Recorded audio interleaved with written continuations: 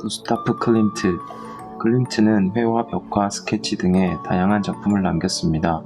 작품의 주요 주제는 여성의 신체로 그의 작품은 노골적인 에로티시즘으로 유명합니다.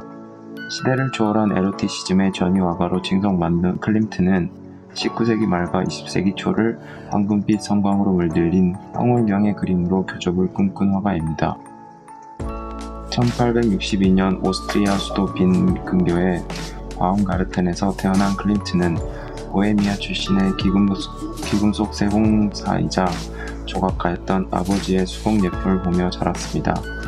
14살 때인 1876년에 빈 응용미술학교에 입학한 이후 장식회화가로 교육받았고 1883년에 졸업하고 동생 에른스트 클림트, 동료인 프란츠 마치와 함께 공방을 세우고 이후 건축물 벽면에 회화 작품 등을 제작하게 됩니다. 이 당시만 하더라도 지극히 전통적인 사실적 화풍을 보여주었습니다. 이후 초성화나 우위화 등 정식과 독립된 작품 활동을 하면서 점점 자신만의 화풍을 발전시키게 됩니다. 이후 반-아카데미즘 운동을 하면서 1897년 빈 분리파를 결성하고 아르누보 미술의 거장으로 이름을 알리게 됩니다. 현재의 빈 분리파 전시관입니다. 이후 구스타프 클림트는 결별했던 동료인 마치와 함께 빈 대학교 대강당 천장에 패널화를 의뢰받게 되는데 그가 의뢰받은 부분은 대학의 철학, 의학, 법학을 상징하는 부분이었습니다. 클림트가 그린 세 점의 대학 회화는 화풍 역시 기존의 건축물 패널화와는 달랐지만 그 그림이 담고 있는 주제 때문에 관계자들을 격분시켰습니다.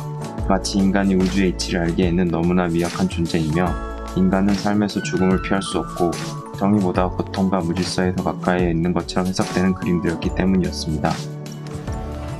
후기의 벽화인 베토벤 프리체와 브뤼셀의 스토클레 저택의 땅에 그려진 벽화들은 정확한 선묘, 평면적 장식적인 양식의 색채, 금박을 대담하고 자유롭게 사용한 것이 특징입니다.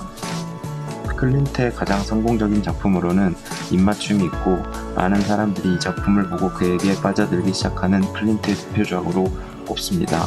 화려한 황금빛 색채감이 보는 이로 하여금 눈을 떼지 못하게 하는 이 작품은 그의 그림 중 가장 유명하고 대중적입니다.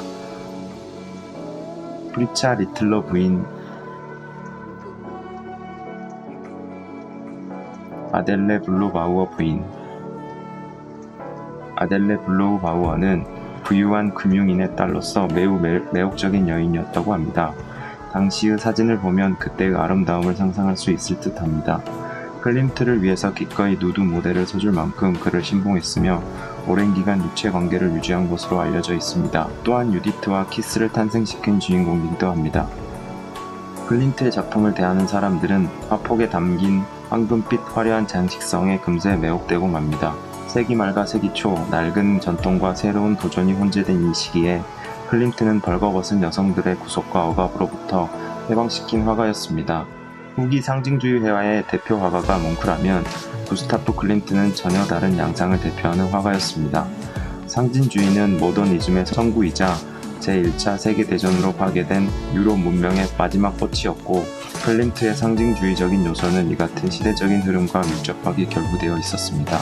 여인의 누드를 가장 완벽하게 표현해냈다고 평가받는 거장, 인체 표현 그 중에서도 다양한 연령층의 여인 누드를 서양 미술사 안에서 가장 완벽하게 표현해낸 작가로 알려지고 있는 클림트는 유겐트 스틸 운동을 주도했던 오스트리아의 거장이었습니다. 구스타프 클림트는 여인을 사랑하고 여체에 탐닉했던 자신의 성의식을 그림으로 남기고 있습니다.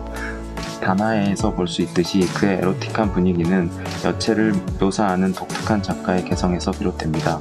그리고 클림트는 여성의 작은 심리 변화를 절제된 표정으로 여인의 나신에 숨겨둠으로써 보는 이로 하여금 그 분위기를 즐기도록 배려했다고 볼 수 있습니다. 구스타프 클림트는 다혈질의 성격을 가지고 있었습니다.